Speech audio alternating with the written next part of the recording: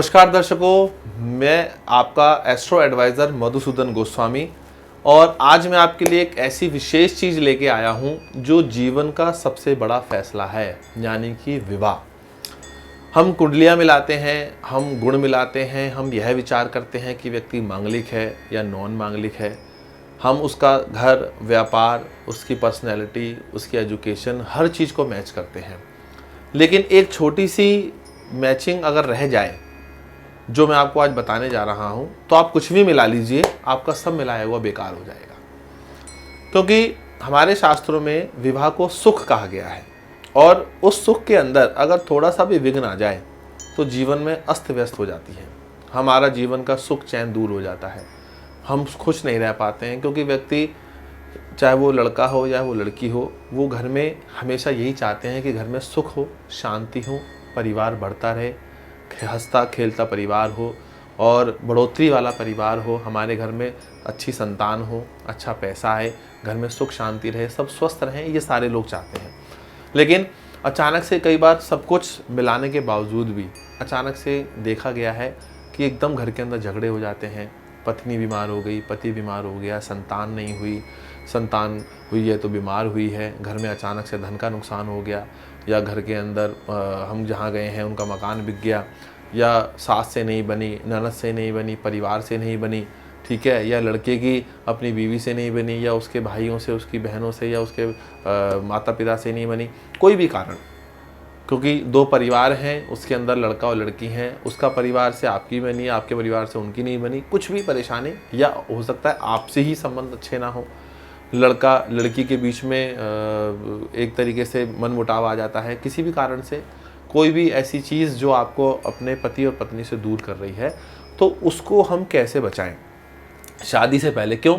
शादी से पहले तो हम सब कुछ समझ सकते हैं, सब कुछ कर सकते हैं, लेकिन शादी होने के बाद हमारे पास फिर कुछ भी साधन नहीं रहता है। हम सिर्फ परेशानियां भुगतने के अलावा हमारे पास कुछ नहीं बचता है, सिर्फ हम परेशानियां ही भुगतते हैं।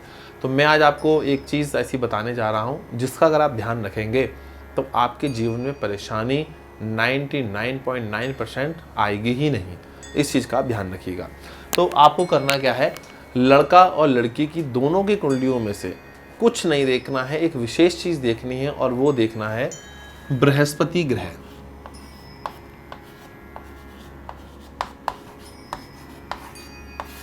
जिसको हम गुरु ग्रह भी बोलते हैं। मैं यहाँ पर गुरु को इसलिए ले रहा हूँ क्योंकि ये मैं नहीं कह रहा हूँ, ये हमारे शास्त्र कहते हैं। क्योंकि गुरु जो है वो सुख का कारक है, गुरु जो है संतान का कारक है, गुरु जो है हमारा स्टेटस है, गुरु जो है हमारा धन है, हमारा कुटुंब है, और बृहस्पति जो है, गुरु जो है वो हमारा जीव है, जीवन शक्ति है। तो ये सारी चीज़ें बृहस्पति के अंदर यहाँ पर आ जाती हैं। तो बृहस्पति को हमने कैसे देखना है कि उस व्यक्ति की कुंडली और हमारी कुंडली में बृहस्पति की क्या स्थिति हो जिससे हमारा और उस व्यक्ति का जो जीवन है वो सुखी रहे और हमारे बीच में कोई प्रॉब्लम ना आए। है कुछ नहीं, ये मैंने कुंडली बनाई हुई है, नॉर्मल मेष लगन की कुंडली है। ये कोई भी लगन हो सकती है, वृष लगन हो सकती है, यहाँ पे 2 नंबर हो सकता है, यहाँ पर 3 नंबर हो सकता है, यहाँ पर 4 नंबर हो सकता है। ये सिर्फ मैंने उदाहरण के तौर पर यहाँ पर मेष लगन यानी कि 1 नंबर से कुंडली बनाई हुई है, जिससे आपको सीखने में, समझने में आसानी हो। आपको करना क्या है, आपने जो 2 लोग हैं उनकी कुंडली, यानी कि अगर आपकी खुद की कुंडली है तो आपको देखना है आपका बृहस्पति किस घर में बैठा हुआ है, किस राशि में बैठा हुआ है। बाई चांस आपका बृहस्पति मिथुन राशि में बैठा हुआ है और सामने वाले का जो बृहस्पति है वो वृषभ राशि में बैठा हुआ है, जिससे आपका विवाह होने जा रहा है, तो अपने बृहस्पति से उसके बृहस्पति को आप काउंट करेंगे। 1 2 3 4 5 6 7 8 9 10 11 12, यानी कि ये 12 नंबर पे आया है। यहाँ से गिनने पे 12 नंबर पे आया है। अब फार्मूला क्या है कि बृहस्पति से चौथे, छठे, 8वें और 12वें, यानी कि आपके बृहस्पति से जिससे आप शादी करने जा रहे हैं उसका बृहस्पति कुंडली में कहीं बैठा हो, आप अपनी कुंडली में उस बृहस्पति को बैठाइए, आप बैठा ही होगा जहाँ भी आपने देखा होगा। उसके बाद उसका जो बृहस्पति है उस नंबरिंग से आपने कुंडली बनाकर सिर्फ अपने बृहस्पति को वहाँ लिख देना है जहाँ पर आपका बृहस्पति बैठा हुआ है, जिस भी राशि में बैठा हुआ है वहाँ पर आपने उसको लिख देना है। उसके बाद उस व्यक्ति की कुंडली में जिससे आपकी शादी होने जा रही है उसके बृहस्पति को देखिए, उसका बृहस्पति किस राशि में बैठा हुआ है और वहां पर उस बृहस्पति को बैठा दीजिए। बाई चांस उसका बृहस्पति, मैं इसको थोड़ा मिटो देता हूँ, बाई चांस आपका बृहस्पति जो है वो तुला राशि में बैठा हुआ है और सामने वाले का बृहस्पति जो है वो मीन राशि का बैठा हुआ है, तो 1 2 3 4 5 6 यहाँ से बृहस्पति छठे हो गया, तो यहाँ पे ये शादी नहीं करनी चाहिए, क्योंकि आपके बृहस्पति से सामने वाले व्यक्ति का बृहस्पति छठे हो गया है। 1 2 3 4 5 6, तो आप मान के चलिए। अब हम इसको छोटे से तौर पर समझ लेते हैं, बहुत ही छोटे से तरीके से मैं आपको पूरा समझा दूंगा कि आपकी जीवन को कैसे बचाया जा सकता है। आप मान लीजिए आपका बृहस्पति यहाँ है, अब उस व्यक्ति का जो भी आपका जीवन साथी बनने जा रहा है उसका बृहस्पति 1 2 3 4 अगर यहाँ है तो शादी नहीं होगी। यहाँ से 1 2 3 4 5 6 यहाँ है तो भी शादी नहीं करनी है।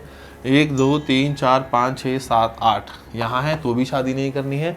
और अगर 12वें हैं तो भी शादी नहीं करनी। यानी कि आपके बृहस्पति से सामने वाले की कुंडली का जो बृहस्पति है वो जिस भी राशि में बैठा है और आपकी बृहस्पति की राशि से अगर उसकी राशि चौथे, छठे, 8वें और 12वें पड़ रही है तो वो विवाह नहीं चलेगा। उसमें कुछ ना कुछ परेशानियाँ, अड़चने, दिक्कतें अवश्य ही आएंगी। इस चीज़ को आप लिख लीजिए।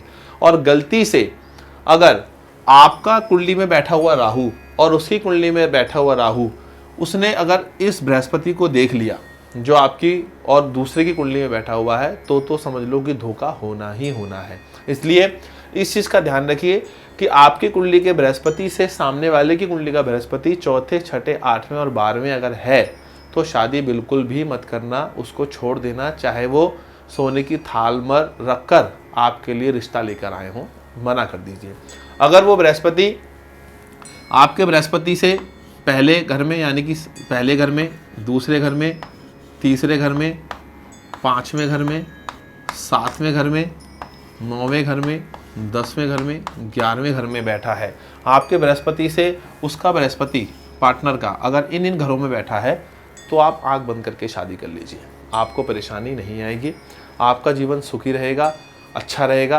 कुंडली मिलाने के बाद, घर परिवार देखने के बाद इस कॉम्बिनेशन को आप ज़रूर चेक कीजिएगा। अगर ये कॉम्बिनेशन आपसे चूक गया और ऐसी कोई भी कंडीशन वहाँ पर लग गई तो आपके साथ परेशानी आनी ही आनी है। इस चीज़ का ध्यान रखिए, क्योंकि अगर ये परेशानी आ गई फिर आपको बहुत सारे उपाय करने पड़ेंगे, बहुत सारे ट्रीटमेंट्स करने पड़ेंगे और लगातार दुखी और परेशानी के बाद हो सकता है आपकी समस्या धीरे धीरे कम हो, लेकिन बहुत ज़्यादा परेशानी में आप फंस सकते हैं। तो इसलिए अगर ये कॉम्बिनेशन आपका बन रहा है तो हो सकता है शादी के बाद आपकी संतान ना हो सकता है शादी के बाद आपका धन का नुकसान हो जाए, हो सकता है आपको व्यापारिक नुकसान हो जाए, हो सकता है आपके परिवार से आपका संबंध ना बने।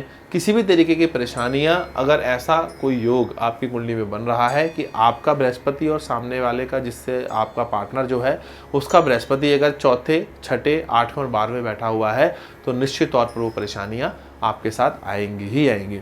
तो दर्शकों, इस चीज़ को ध्यान में रखते हुए आप रिश्ता कीजिए, आपको बहुत फ़ायदा मिलेगा। बहुत सावधानियां आपको बरतनी चाहिए शादी करते हुए, क्योंकि बहुत बड़ा फैसला है जीवन का। क्योंकि ये एक बार होने के बाद फिर आदमी पीछे मुड़कर नहीं देख पाता है, और अगर पीछे मुड़कर वो देखता है तो सिर्फ उसको नुकसान ही समझ में आता है और कुछ भी समझ में नहीं आता है। तो इस चीज़ का ध्यान रखिए। आगे भी मैं आपको और भी कुछ चीज़ें बताता रहूँगा, आपको बहुत सारी एडवाइस मैं आपको दूंगा अपनी इस वीडियो के माध्यम से। तो दर्शकों, अगर आप हमारी आगे भी वीडियोस देखना चाहते हैं तो हमारे चैनल को सब्सक्राइब कीजिए। हमारा चैनल है एस्ट्रो एडवाइज़र गोस्वामी जी के नाम से, उसको आप सब्सक्राइब कीजिए, हमारी वीडियोस को शेयर कीजिए और बेल आइकन दबाना बिल्कुल मत भूलिएगा, जिससे आपको नई नई अपडेट्स मिलती रहें। तो दर्शकों, मेरा चलने का समय हो गया, फिर नई वीडियोस के साथ और नई जानकारी के साथ मैं आपके सामने दोबारा उपस्थित होऊंगा। नमस्कार। एस्ट्रो एडवाइजर गोस्वामी जी से ज्योतिष परामर्श हेतु संपर्क करें 9310448244 9205065789। यहाँ वैदिक ब्राह्मणों के द्वारा सभी प्रकार के पूजा पाठ, कर्मकांड, यज्ञ अनुष्ठान, विवाह, गृह प्रवेश, काल सर्प दोष और नवग्रहों की पूजा कराई जाती है। हमारे यहाँ सभी प्रकार के यंत्र, राशि, रत्न, कवच, जनपत्री एवं रुद्राक्ष सिद्ध किए जाते हैं। व्यापार बाधा, आर्थिक तंगी, करियर, स्वास्थ्य, शिक्षा, विवाह बाधा, संतान पक्ष, दुर्घटना, प्रेम संबंध, गृह क्लेश आदि समस्याओं से हैं परेशान और चाहते हैं संपूर्ण निदान, तो तुरंत कॉल करें। हमारा फोन नंबर है 9310448244 92050657889।